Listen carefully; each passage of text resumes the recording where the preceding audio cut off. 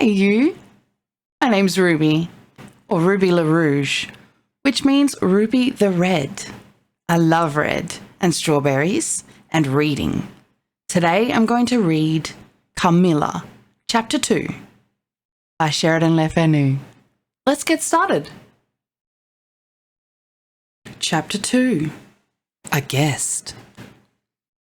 I am now going to tell you something so strange that it will require all your faith in my veracity to believe my story. It is not only true, nevertheless, but truth of which I have been an eyewitness. It was a sweet summer evening, and my father asked me, as he sometimes did, to take a little ramble with him along that beautiful forest vista, which I have mentioned as lying in front of the Schloss. "General Spieldorf cannot come to us as so soon as I hoped," said my father as we pursued our walk. He was to have paid us a visit of some weeks, and we had expected his arrival next day. He was to have brought with him a young lady, his niece and ward, Mademoiselle Rheinfeldt, whom I had never seen, but whom I had heard described as a very charming girl, and in whose society I had promised myself many happy days. I was more disappointed than a young lady living in a town or bustling neighbourhood can possibly imagine. This visit, and the new acquaintance it promised, had furnished my daydream for many weeks. "And how soon does he come?" I asked. "Not till autumn, not for 2 months, I dare say," he answered. "And I am very glad now, dear, that you never knew Mademoiselle Rheinfeldt." "And why?" I asked, both mortified and curious. "Because the poor young lady is dead," he replied. "I quite forgot I had not told you, but you were not in the room when I received the General's letter this evening. I was very much shocked. General Spieldorf had mentioned in his first letter 6 or 7 weeks before that she was not so well as he would wish her, but there was nothing to suggest the remotest suspicion of danger. 'Here is the General's letter,' he said, handing it to me. 'I am afraid he is in great affliction. The letter appears to me to have been written very nearly in distraction.' We sat down on a rude bench under a group of magnificent lime trees. The sun was setting with all its melancholy splendour behind the sylvan horizon, and the stream that flows beside our home and passes under the steep old bridge I have mentioned wound through many a group of noble trees, almost at our feet, reflecting in its current the fading crimson of the sky. General Spieldorf's letter was so extraordinary, so vehement, and in some places so self-contradictory that I read it twice over, the second time aloud to my father, and was still unable to account for it except by supposing that grief had unsettled his mind. It said, "I have lost my darling daughter, for as such I loved her. During the last days of dear Bertha's illness, I was not able to write to you. Before then I had no idea of her danger. I have lost her, and now learn all too late. She died in the peace of innocence, and in the glorious hope of a blessed futurity. The fiend who betrayed our infatuated hospitality has done it all. I thought I was receiving into my house innocence, gaiety, a charming companion for my lost Bertha. Heavens, what a fool have I been! I thank God my child died without a suspicion of the cause of her sufferings. She is gone without so much as conjecturing the nature of her illness and the accursed passion of the agent of all this misery. I devote my remaining days to tracking and extinguishing a monster. I am told I may hope to accomplish my righteous and merciful purpose. At present there is scarcely a gleam of light to guide me.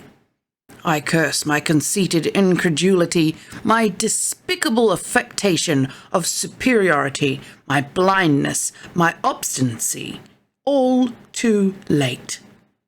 I cannot write or talk collectedly now. I am distracted.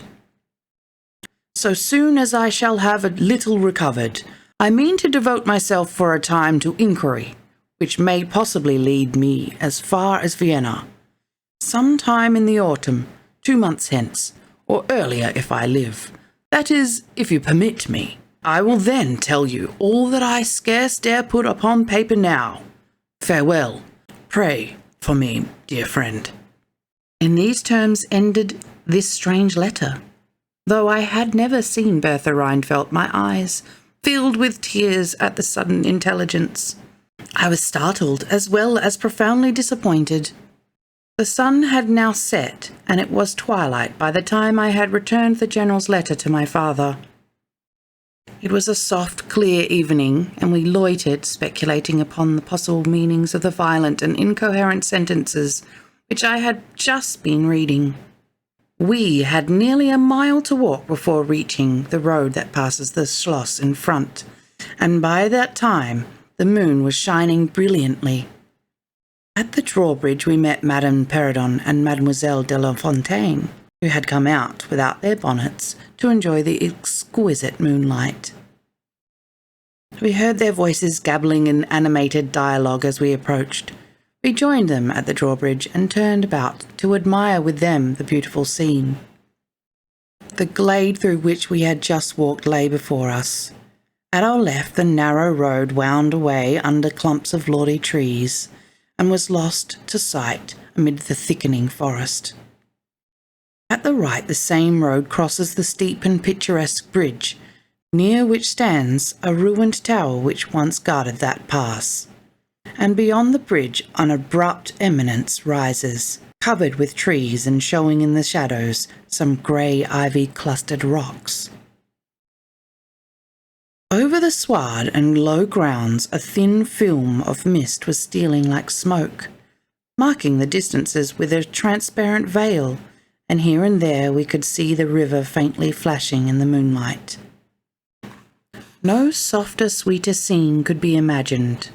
The news I had just heard made it melancholy, but nothing could disturb its character of profound serenity and the enchanted glory and vagueness of the prospect. My father, who enjoyed the picturesque, and I stood looking in silence over the expanse beneath us. The 2 good governesses standing a little way behind us discoursed upon the scene and were eloquent upon the moon. Madame Perrodon was fat, middle-aged, and romantic, and talked and sighed poetically. Mademoiselle de la Fontaine, in right of her father, who was German, assumed to be psychological, metaphysical, and something of a mystic, now declared that when the moon shone with a light so intense it was well known that it indicated a special spiritual activity. The effect of the full moon in such a state of brilliancy was manifold.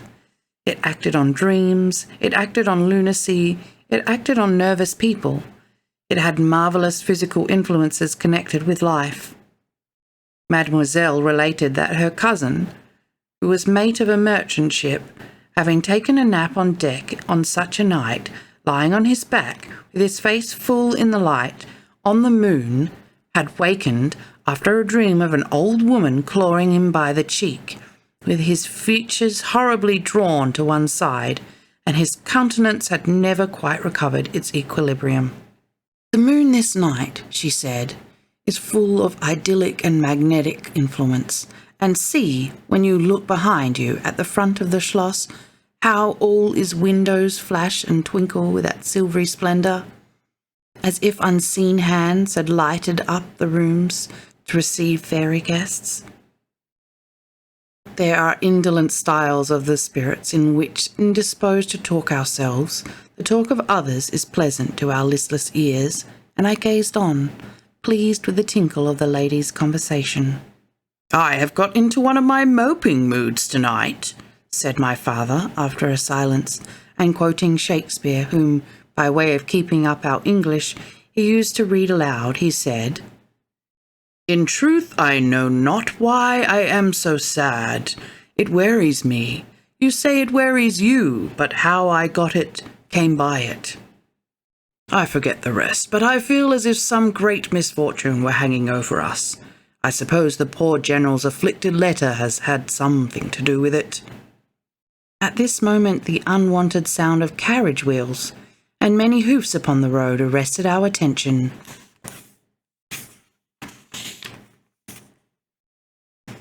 They seemed to be approaching from the high ground overlooking the bridge, and very soon the equipage emerged from that point. 2 horsemen first crossed the bridge, then came a carriage drawn by 4 horses, and 2 men rode behind. It seemed to be the travelling carriage of a person of rank, and we were all immediately absorbed in watching that very unusual spectacle. It became, in a few moments, greatly more interesting, for just as the carriage had passed the summit of the steep bridge, one of the leaders, taking fright, communicated his panic to the rest, and after a plunge or 2, the whole team broke into a wild gallop together, and dashing between the horsemen who rode in front, came thundering along the road towards us with the speed of a hurricane.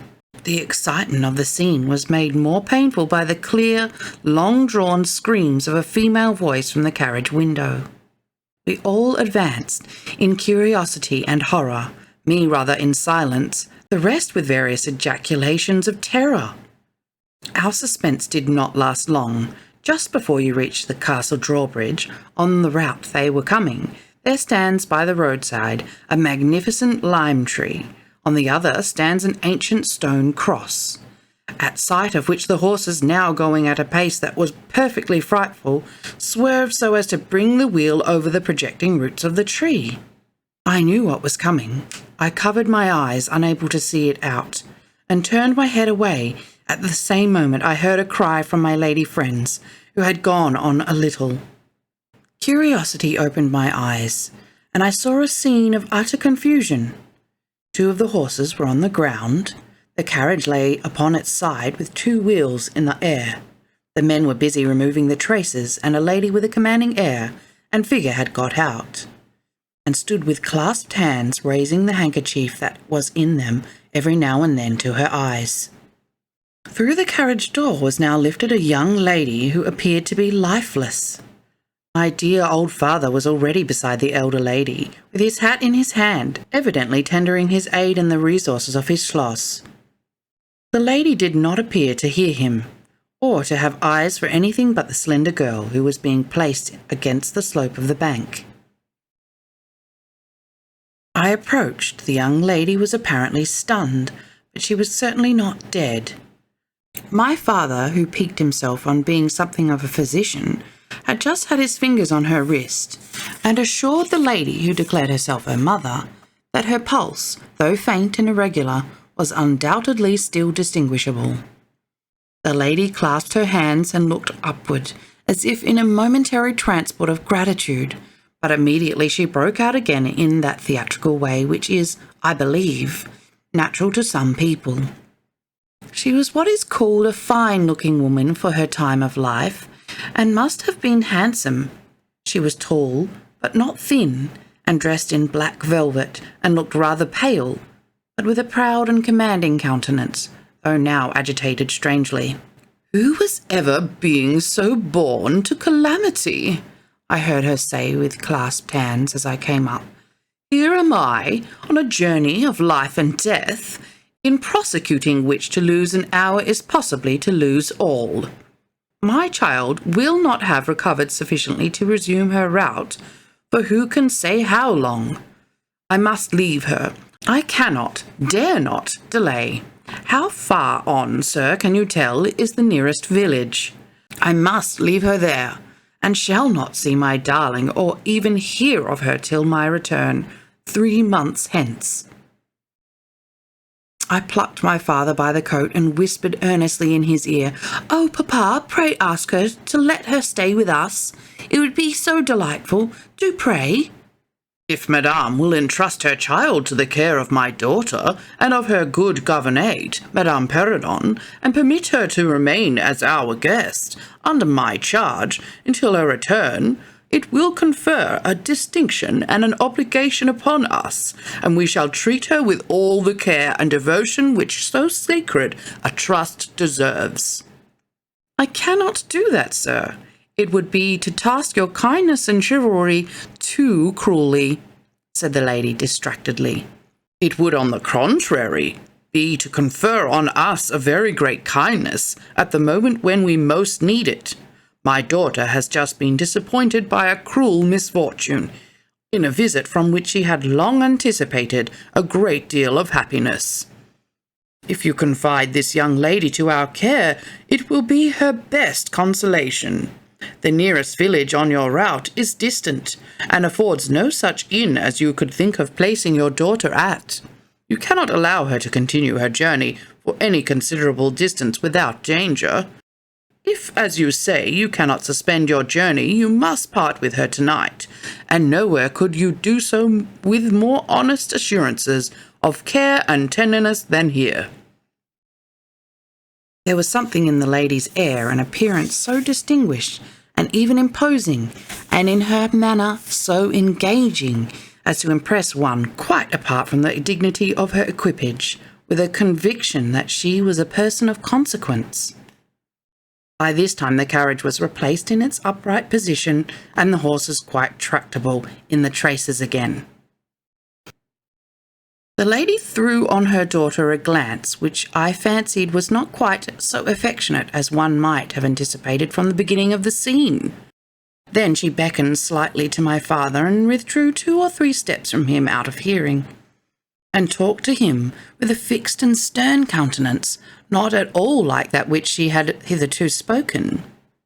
I was filled with wonder that my father did not seem to perceive the change, and also unspeakably curious to learn what it could be that she was speaking, almost in his ear, with so much earnestness and rapidity. 2 or 3 minutes at most I think she remained thus employed. Then she turned, and a few steps brought her to where her daughter lay, supported by Madame Perrodon. She kneeled beside her for a moment and whispered, as Madame supposed, a little benediction in her ear. Then, hastily kissing her, she stepped into her carriage. The door closed, the footmen in stately liveries jumped up behind, and outriders spurred on. The postillions cracked their whips, the horses plunged and broke suddenly into a furious canter that threatened soon again to become a gallop. And the carriage whirled away, followed at the same rapid pace by the 2 horsemen in the rear. And that's all we have time for. See you next time.